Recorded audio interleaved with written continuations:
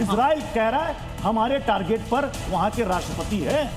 हम क्या माने, रिजीम चेंज हम देख रहे हैं या ईरान लड़ेगा, डटकर लड़ेगा, मुकाबला करेगा? इस बार की लड़ाई में दो ही चेंजेस हैं। क्या? Direct regime change, boots on ground किसी तरह से जाएंगे ये, इसलिए इतना बड़ा जमावड़ा है। हाँ। और ईरान की तरफ से पूरे वर्ल्ड को साथ में लाके इसको विश्व प्रभावित करने का तरीका, मतलब ये ईरान चाह ये रहा बात है। ये ईरान चाह रहा है कि बाकी देश एंगेज हो जाए। तभी तो यूनाइटेड नेशन में गया इमीडिएटली। हाँ। और सारे देश भी जाएंगे ना। लेकिन उनको सर, खतरा है। यूनाइटेड नेशन में जाने का मतलब ये भी तो हो सकता है कि वो सरेंडर मोड में आ रहा है, नहीं, कि नहीं। बस करे अमेरिका। लेकिन सवाल है कि यूएन के बारे में कहा जाता है कि वो शेर के दांत खाने के और दिखाने के कुछ और होता है। हाँ, ये तो पहले ही मैंने बताया, यूएन का कोई रोल है नहीं। हाँ। यूएन कभी किसी समस्या को सॉल्व कर नहीं पाया। हाँ। और अमेरिका का जो अब नया वो गठबंधन बना रहा, वो तो कह रहा है कि हम यूएन को भी सुपरसीड करेंगे। तो UN has no meaning, I think. UN मतलब लेकिन यूएन इतना की तो- कोई भूमिका इसमें अब आपको दिख नहीं रही बिल्कुल है। नहीं। लेकिन इतना तो हो सकता है ना, जब डिस्कशन होगी, रेजोल्यूशन होगा तो कुछ निकलेगा। लेकिन तो सर सबसे इंपॉर्टेंट होगा थोड़ी तो वो देर में, अमेरिका थोड़ी थोड़ी देर में मानेगा। अमेरिकी प्रेसिडेंट कुछ का नहीं देश करेगा, वो को चाहता है संबोधित नहीं, अमेरिका सर- मानेगा ही नहीं वो, अगर कोई भी रेजोल्यूशन हो। नहीं, अब ये देखना पड़ेगा कि थोड़ी देर में डोनाल्ड ट्रंप जब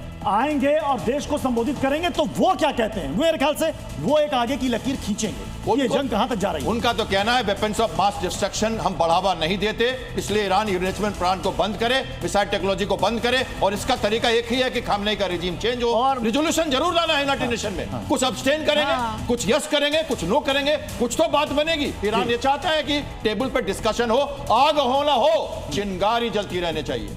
तो क्या अभी हम मान लें कि क्या कहना जल्दबाजी होगी कि पूरा वर्ल्ड इस वक्त वर्ल्ड वॉर 3 की तरफ बढ़ चला है? मैं इसको वर्ल्ड वॉर नहीं कहूंगा, लेकिन डेफिनेटली पूरा वेस्ट एशिया इसमें जलने वाला है। वेस्ट एशिया जलने वाला है। आपने सर एक और इंपॉर्टेंट बात कही थी, अगर तुर्की और पाकिस्तान पर अटैक होगा तब आप मानेंगे कि फिर ये वर्ल्ड वॉर फिर तो मुस्लिम वर्ल्ड बिल्कुल फ्लक्स में आ जाएगा अगर टर्की और पाकिस्तान ये इन्वॉल्व। सबको पता है नाटो का सदस्य, आपको लग रहा है ईरान करेगा? टर्की देखिए, वो मुश्किल नाटो है, का लेकिन सदस्य है। हाँ। लेकिन इस्लामी जो नाटो है ना, हाँ। उस कंसेप्ट अभी नहीं है मिडिल ईस्ट में। इस्लामी बॉम्ब ना जो बनेगा। पाकिस्तान का है वो भी नहीं है, और वो नहीं वो होगा, नहीं बनेगा, नहीं बनेगा। कभी नहीं, ये मैं क्योंकि पक्की आपस मानता में ही हूं। लड़ाई लड़ते इसलिए रहते ये हैं। होने वाला नहीं, ये होने वाला ये कॉमन फ्रंट नहीं बन रहा ईरान के साथ। लेकिन सर जो खबर सामने आई थी कि बुर्ज खलीफा को खाली कराया गया, यूएई और बहरीन से खबर सामने आई कि वहां पर एक शख्स की मौत हो गई है, एक भारतीय की भी मौत की खबर सामने आई है। अगर कैजुअलिटीज बढ़ती जाएंगी तो तब भी आपको लग रहा है कि मिडिल ईस्ट के बाकी देश खामोश रहेंगे? नहीं, अपने देखिए, अपनी पब्लिक ओपिनियन को थोड़ा सा उनको सपोर्ट करने के लिए उनकी भावनाओं को और इस वक्त एक ब्रेकिंग न्यूज मिल रही है, वो दर्शकों को बता देते हैं। ईरान के हमले में एक शख्स के घायल होने की खबर मिल रही है। एक अपार्टमेंट को बताया जा रहा है बहुत भारी नुकसान पहुंचा है। नॉर्थ इजराइल में ईरान का ये ताबड़तोड़ अटैक देखने को मिला। 9 मंजिला इमारत है, ईरान का हमला वहां पर हुआ है। एक शख्स, जो अभी तक की जानकारी है, ईरान के हमले में एक शख्स घायल हुआ है। हमले अपार्टमेंट को बहुत ज्यादा नुकसान हालांकि नहीं पहुंचा है। नॉर्थ इजराइल में ईरान का ये नया हमला, हालांकि साफ साफ इजराइल ने अपने नागरिकों को कह दिया था कि आप सुरक्षित स्थान यानी कि बंकर पर चले जाएं। इजराइल में जितने भी कंस्ट्रक्शन इस तरह के होते हैं वहां हर अपार्टमेंट, दुकान, होटल, रेस्टोरेंट के नीचे बंकर बना रहता है। प्रत्युष, जो अटैक इस वक्त ईरान कर रहा है, ये तो टिकू सर कहीं ना कहीं साफ हो रहा है ना कि जहां जहां पर भी अमेरिकी बेसिस है उनको अब ईरान छोड़ने वाला नहीं है क्या? नहीं, अमेरिकन बेसिस तो खैर है ही, लेकिन उसके अलावा भी वो देशों पर हमला कर रहा है जहां अमेरिकन बेस है ही नहीं। 8 देशों में कहाँ है? तो उनके क्या तो 5 मैसेज क्या है? मैसेज क्या देने की कोशिश? मैसेज ये देने की कोशिश कर रहे हैं कि अभी हमारा, देखिए, ये अयोतला खमनाई के लिए लास्ट स्टैंड है और वो उन देशों को सजा देने की कोशिश कर रहे हैं जिन्होंने हमेशा इनको अपोजिशन करी है, जिन्होंने हमेशा अमेरिका का साथ दिया। क्योंकि इस जंग के बाद ना वो रहेंगे ना उनकी रिजीम रहेगी, तो वो सोचते हैं जाते जाते मैं इनको मजा चखाऊंगा।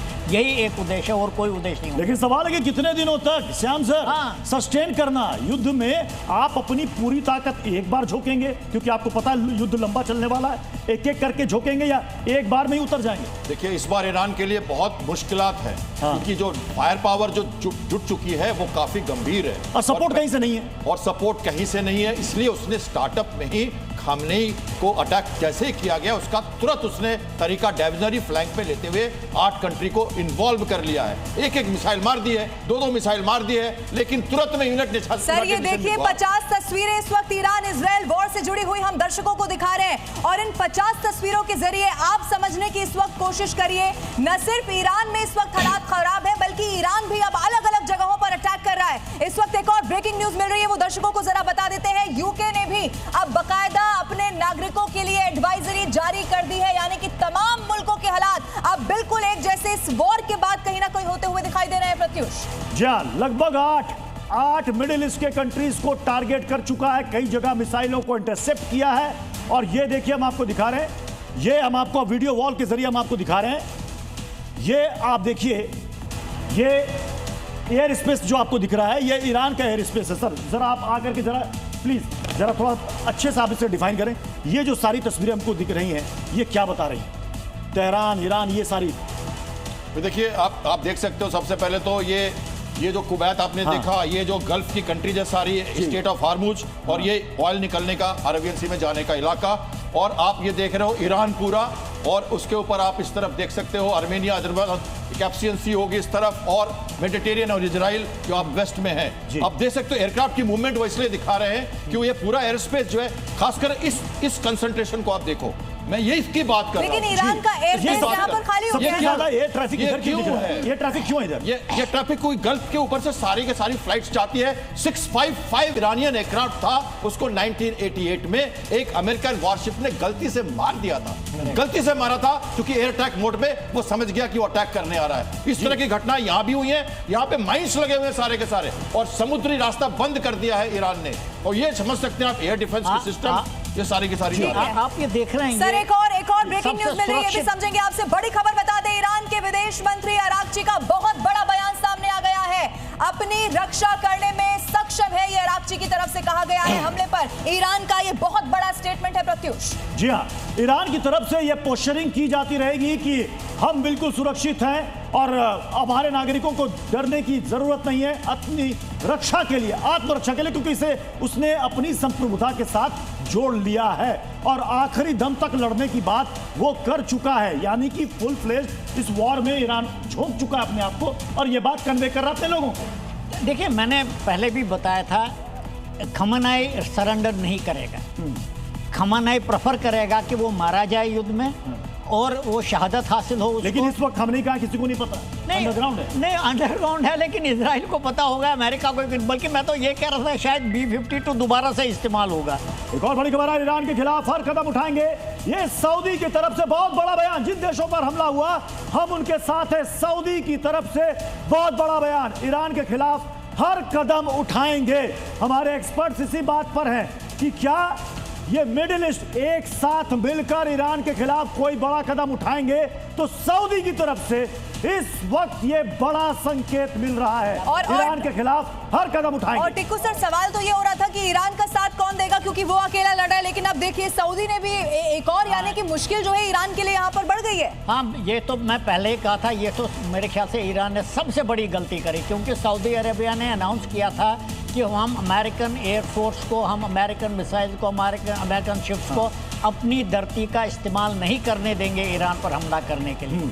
तो सऊदी अरेबिया के ऊपर जो उन्होंने हमला किया है, मेरे ख्याल से वो स्ट्रेटेजिक एरर है ईरान का, क्योंकि उन्होंने एक बहुत बड़े देश को, एक अमीर देश को, जिनके पास काफ़ी सारा असला भी है, उनको। लेकिन मुझे लगता है श्याम सर कि सिविलियंस की मौत के बाद ये स्टेटमेंट आना अपने आप में बहुत कुछ कह रहा है। 2 सिविलियंस की मौत की खबर अब इस वक्त सामने आई है। देखिए, कोलेटरल डैमेजेस ऐसे में होंगे, और हम नहीं कह सकते कि नहीं होंगे, क्योंकि जब मिसाइल्स गिरती है तो डेब्रिस और आसपास के इलाके भी हमेशा से प्रभावित होते हैं। जी, तो ये इतना सर, इस पर हम बात करते रहेंगे, अपडेट भी दिखाते रहेंगे। जल्दी से वॉल पर चलते हैं sir, please. Tikku sir, Shyam sir आइए, और ये जरा दर्शकों को बताते हैं कि कौन कौन से एयर स्पेस इस वक्त कंट्रीज ने बंद कर रखे हैं, क्योंकि इसी से ये मालूम चलेगा कि इस वक्त हालात वहां पर कितने ज्यादा गंभीर है। सर देखिए, इजराइल का पूरा ईरान का एयर स्पेस तो कोई यूज करेगा ही, बिल्कुल, क्योंकि बहुत जोखिम है। और आपने देखे ये गल्फ का एरिया का जो सब जहाज यहीं से आ रहे हैं, बिकॉज वो सोचते हैं कि कुछ हद तक ये सुरक्षित है, ये भी बंद हो जाएगा। अगर किसी ने for example south east Asia से, तो पैसिफिक के ऊपर से जाएंगे अमेरिका। अगर साउथ एशिया से जाना है, म्यांमार, बांग्लादेश, इंडिया से जाएगा, तो वो इंडियन ओशन से साउथ अफ्रीका के ऊपर से चला जाएगा, फिर नॉर्थ में चला जाएगा। ये कॉरिडोर इस्तेमाल नहीं होगा, खासकर मिडिल ईस्ट का कॉरिडोर अब इस्तेमाल नहीं होगा। देखिए, जब पायलट की भाषा में कहूँ तो फ्लाइट इंफॉर्मेशन रीजन हर कंट्री की अपनी होती है, और इंडिया की भी अपनी रीजन्स हैं। देखिए जो फ्लाइट इंफॉर्मेशन रीजन में एक ऑर्डर्स होते हैं जो सिविल एयरक्राफ्ट के लिए होते हैं। अगर गलती से कोई दूसरे देश का सिविल एयरक्राफ्ट गुजर रहा हो और उस पर मिसाइल लग जाए, या जिस तरह से पाकिस्तान ने ऑपरेशन सिंदूर में याद है खुला रखा था, ध्यान रखिए आप, उन्होंने खुला रखा था, जानबूझकर गलती करो और किसी को मारो, वर्ल्ड का ध्यान आकर्षित करो। एक और ब्रेकिंग न्यूज बता देते हैं, नॉर्थ इजराइल में ईरान का एक और नया बड़ा हमला देखने को मिला है। 9 मंजिला इमारत पर ईरान ने अटैक कर दिया है, इस वक्त खबर मिल रही है, और एक शख्स के जख्मी होने की भी इसमें जानकारी है। हमले में अपार्टमेंट को हालांकि